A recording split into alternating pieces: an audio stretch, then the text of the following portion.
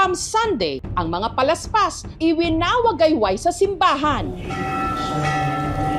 Simbolo ng pagpasok ni Hesukristo sa Jerusalem. Pero alam niyo ba na ang dahong ginagamit sa paggawa ng palaspas ang siya ring dahon na ginagamit pambalot ng mga paborito nating kakanin? Sa kusina ni Nanay Susana, dito sa Miag-Aw sa Iloilo, agaw pansin ang mga lubid na ito. Hindi ito sampayan para sa mga pinapatuyong damit. Ang isasabit niya rito, mga hinangong kakanin. Gawa ito sa malagkit na bigas na hinaluan ng gata at iniluto sa nirolyo o hinabing dahon ng nyog. Maihahalin tulad ito sa suman, pero ang tawag dito ng mga Ilonggo, ibos.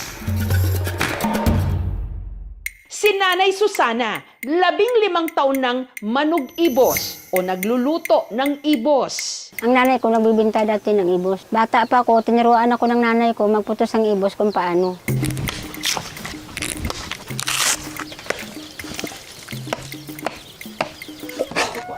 Ito nga niyog, tres nga kata pa. Ito ang niyog namin sa bukid na ginabutang sa ibos.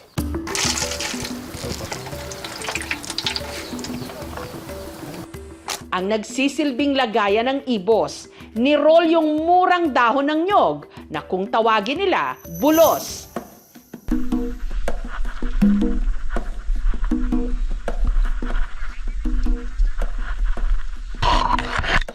Bangas babaw, bila ka raw ang pinaka, manghod nga bulos. Ang ras sa tapad mo, bila ka raw. Dan, ang mura. Tulog ko. Ed. Naaran. Pangputos ang ibos, ang bulos, daon ng niyog ba. Kasi kung matanda, masisira siya. Iniinit na ito ng daon ng niyog para lumambot. Dati hindi ako marunong kung magputos. Yung ginano ko ba? Yung pinag-aralan ko kung paano. Ugat ng niyog, panglak ng pamutos ng ibos.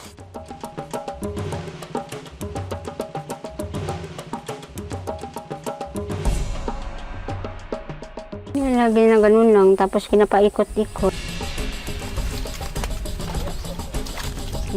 Tuhog mo siya, tapos maklip mo sa randi, magbungkag lang.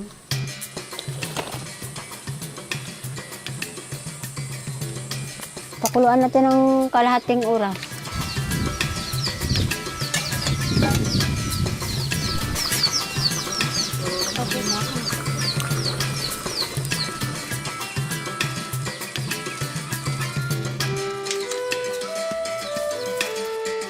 Ang ibos ko, binahang ko para sa 3 kaadlaw hasta sa 4 days hindi mapares. Ganito ang kulay, nakaiba. Kasi bagong pakuluan. Pre-colonial, pre-Spanish era pa yan. Ang pagbalot ng ibos, basically hindi lang yan sa ganda. It's a preservation way also. Babalatan mo lang siya, mas magaan siya dadalhin for the farmers.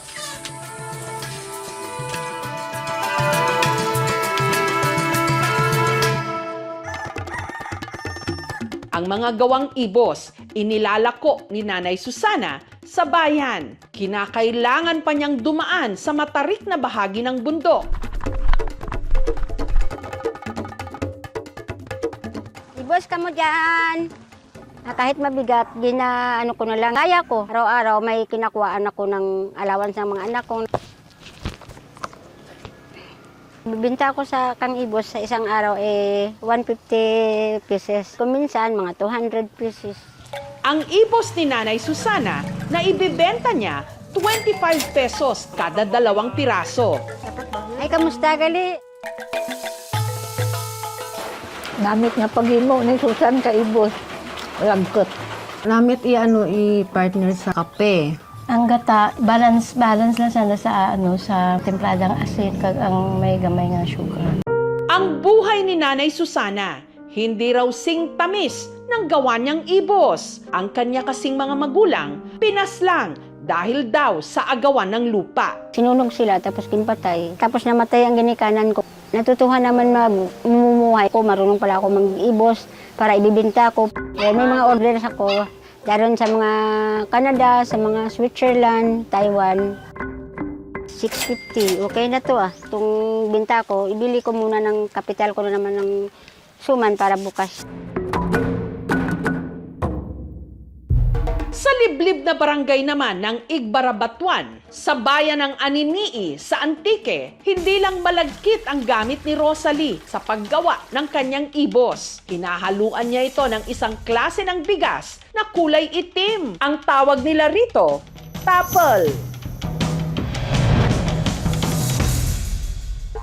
Isa sa mga gumagawa ng ibos tapel, si Rosalie, at made to order lang daw ito. Sa ngayon, maghahanap tayo ng tapol na malagkit kasi medyo malayo sa bahay namin eh.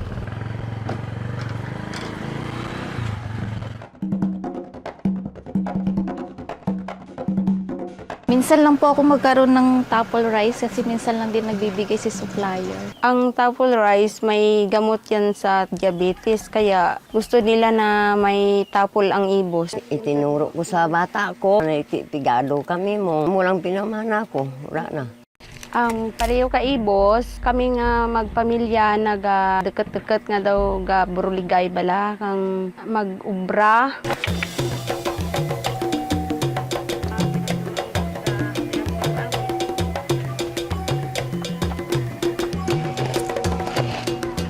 Iba naman daw ang paraan nila ng pagbabalot ng ibos dito sa Aninii. Ang haranig o yung tawag nila rito sa dahon ng nyog, kanilang itinitirintas. Tapos daw, buga lang randa mo ang panghimo amon labo gawa.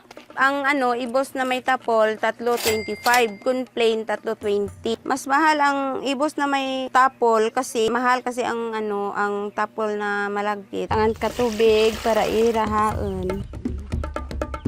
Ready na. Ginagatong ko niyang paya kay kanugon man nga ihaboy. Mas masablab ang paya sa kahoy kung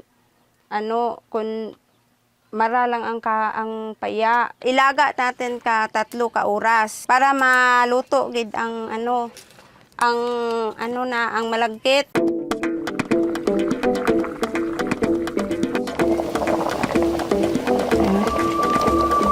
Ang ibos na may tapel. Perfect daw ipares sa ipinagmamalaking muscovado ng Antique. Mas malagkit siya kapag may tapol.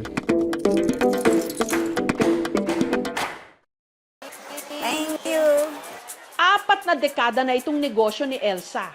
Bakal kay boss nong? Mula pa taong 1985, kaya itinuturing na siyang institusyon sa pagluluto ng kakanin sa kanilang lugar.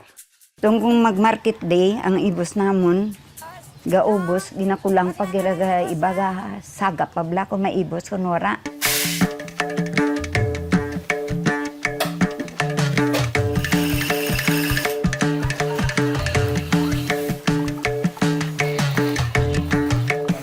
Mix ng lahat. Ayan.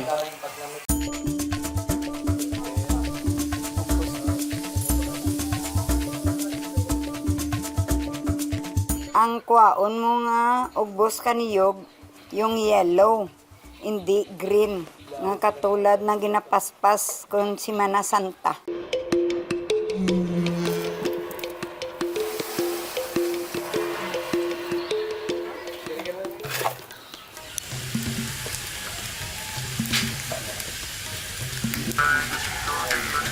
Ito ang mga ibos ng kinuluan ko kahapon.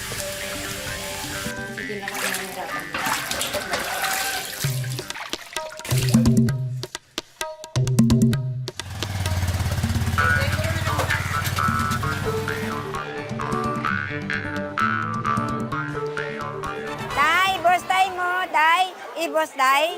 Ang ibos ng gimbal, paborito naman nilang ipares sa matamis na mangga. Medyo maalat-alat nga, masarap talaga siya. Ito naman talaga ang kombinasyon niya kasi ang mangga parang ulam na rin. Sang una, nag-supply kami sa mall. Proud man ako tapos nalipay man ako nga ang paggawa ko ng ibos. Dahil sa ibos, na itaguyod niya ang mahigit 100 niyang mga anak. nang maliliit pang mga anak ko, mahirap eh. Amuray, Diyos ako sa magkakanin. Ang kabataan ko, 13 kabilog, pero eskwela ko sila. Ang pagsasama ng mga taga-Panay mas lumalagkit at ang kanilang araw mas tumatamis dahil sa kanilang ibos.